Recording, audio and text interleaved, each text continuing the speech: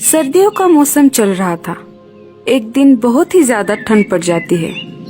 अरे बाप रे, आज तो बहुत ही ज्यादा ठंड है। मुझे कुछ तो करना पड़ेगा। अगर मेरा घोंसला मुझे गर्म रखना है तो मुझे आग जलाने के लिए लकड़ियाँ जमा करनी पड़ेगी, नहीं तो मैं इस ठंड में मर ही जाऊंगी। लेकिन मैं ये काम अकेली नहीं कर सकती, मुझे किसी की मदद लेनी पड़ेगी। लाडो मीनू चिड़िया के पास चली जाती है। अरे मीनू मौसी, तुम क्या कर रही हो? कुछ नहीं लाडो। अच्छा ठीक है, तुम बताओ तुम यहाँ कैसे? अरे कुछ नहीं, अभी ठंड का मौसम चल रहा है ना। मैं सोच रही थी कि हमें हमारे घोंसले गर्म रखने के लिए आग जलानी होगी और उसके लिए हमें लकड़ियाँ इकट्ठा करनी होगी। हाँ हाँ, बात तो सही है।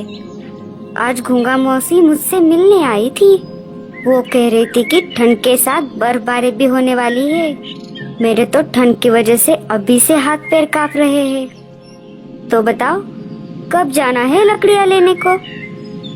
अभी शाम हो गई है, हम सुबह घर का सारा काम निपटा के फिर चले जाएंगे।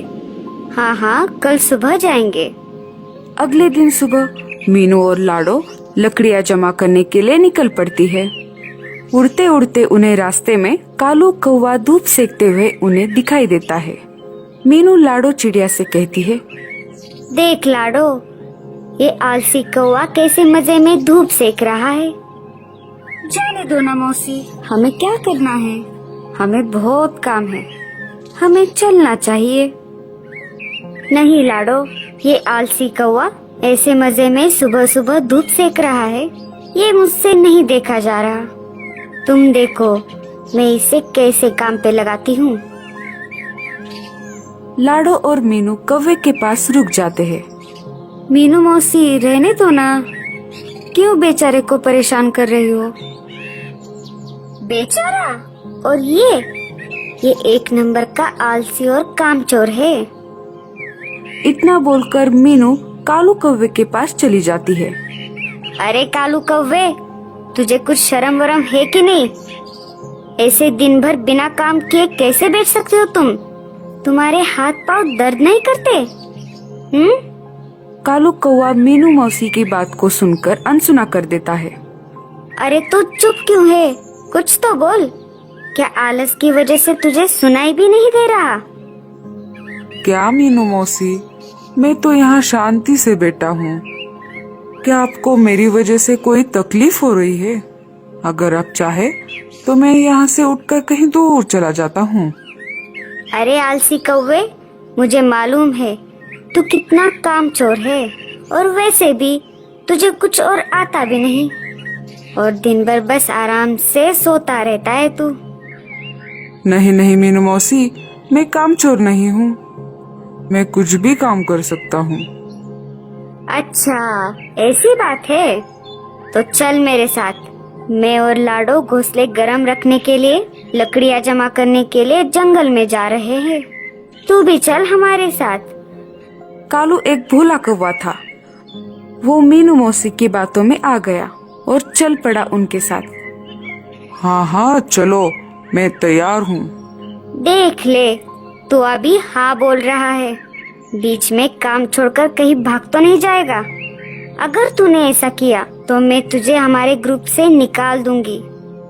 तो बैठे रहना रात में ठंड में ठिठुरते हुए। नहीं नहीं मौसी, मैं आ रहा हूँ ना तुम्हारे साथ। ये मीनू मौसी भी ना किसी को भी अपनी बातों में फंसा लेती है और अपना काम करवा लेती है।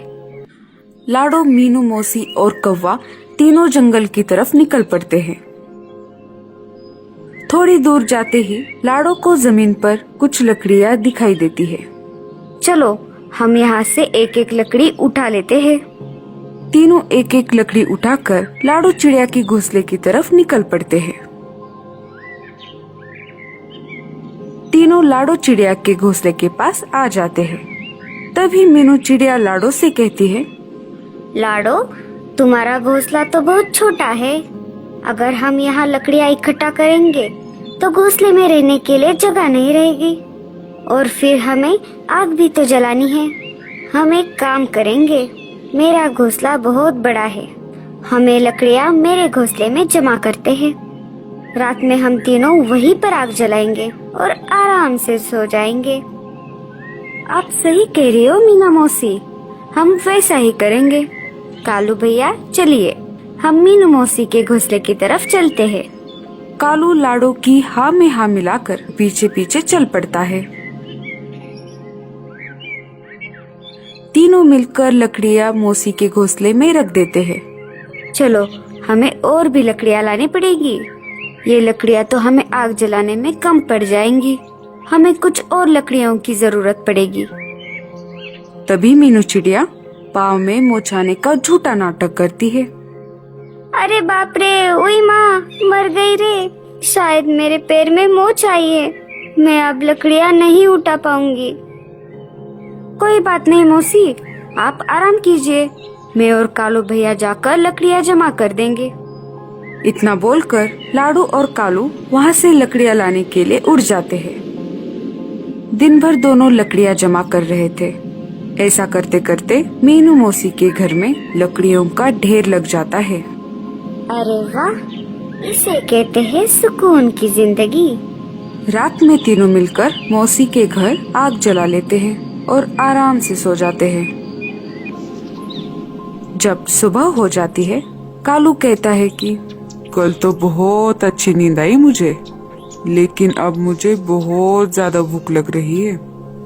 भूख तो मुझे भी लगी है कालू भैया, देखते हैं मीनू मौसी के घर कुछ खाने के लिए है कि नहीं। लाडो मीनू मौसी से कहती है, अरे मीनू मौसी, हमें बहुत भूख लगी है, क्या आपके पास कुछ खाने को है? हाँ हाँ, मेरे पास थोड़ा अनाज बचा है, ये लो। आखिर तुमने हमारे लिए इतना सारा काम जो किया है। दोनों थोड़ा थोड़ा करके अनाज खा लेते हैं। खाना खाने के बाद लाडो कालू से कहती है, चलो कालू भैया, हमें और लकड़ियाँ जमा करनी होगी। तभी मौसी उन दोनों को रोक लेती है और कहती है, लाडो, तुम एक काम करो, तुम लकड़ियों के बजाय अनाज जमा करो।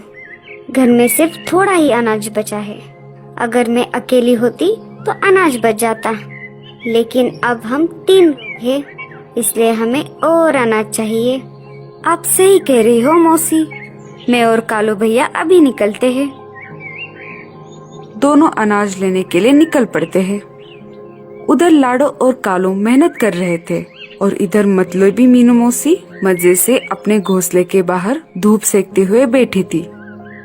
ये सर्दियाँ कितनी अच्छी होती है, रात में आग जलाओ और दिन में मस्त धूप सेको। ये दोनों अनाज लेकर वापस आए, तब तक मुझे घर का दरवाजा अंदर से बंद कर लेना चाहिए। मैंने उन दोनों से झूठ कहा है कि अनाज खत्म हुआ है, लेकिन ऐसा नहीं है, मैंने बहुत सारा अनाज पहले से ही जमा करके रखा हुआ है। अब मेरे पास रात में आग जलाने के लिए लकड़ियाँ भी बहुत है। मेरी पूरी सर्दियाँ ऐसे ही मस्त निकल जाएंगी।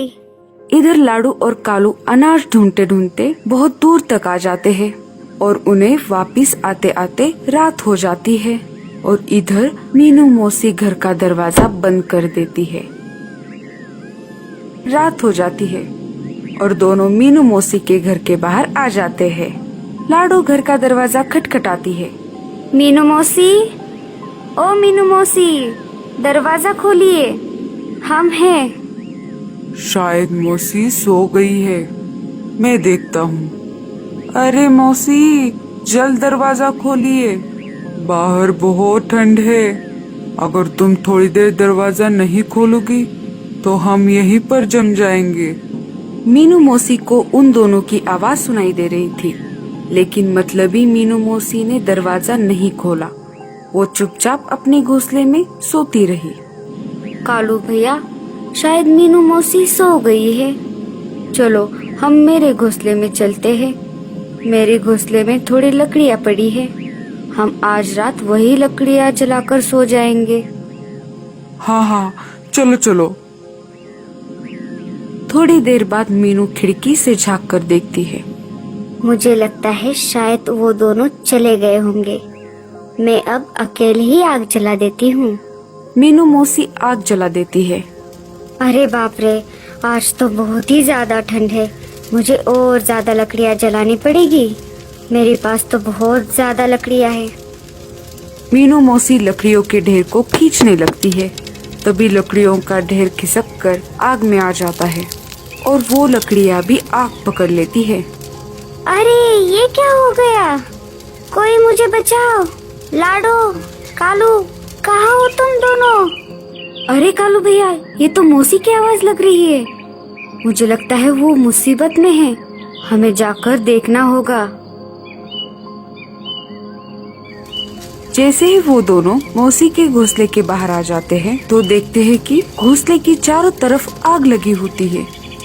कालू हिम्मत और बहादुरी से दरवाजा तोड़ देता है और मौसी को आग से बाहर निकाल लेता है। मौसी के पंखों को आग लग चुकी होती है। तभी कालू कौवा मीनू मौसी को पास वाले तालाब में छोड़ देता है। मौसी की जान बच जाती है। मौसी पानी से बाहर आ जाती है और कालू कौवे को कहती है, मुझे माफ कर दो। मैं मतलबी हो गई थी। पाँव में मोच आई है, ये मैंने झूठ कहा आप दोनों से और सारा काम तुम दोनों से करवाया। तुम्हारे आने से पहले ही दरवाजा भी बंद कर दिया। लेकिन मुझे मेरी लालच की सजा मिल गई और मेरा ये एक पंख भी जल गया। मीनू मौसी को अपनी गलती की सजा मिल चुकी थी। तो दोस्तों, आपको ये कहानी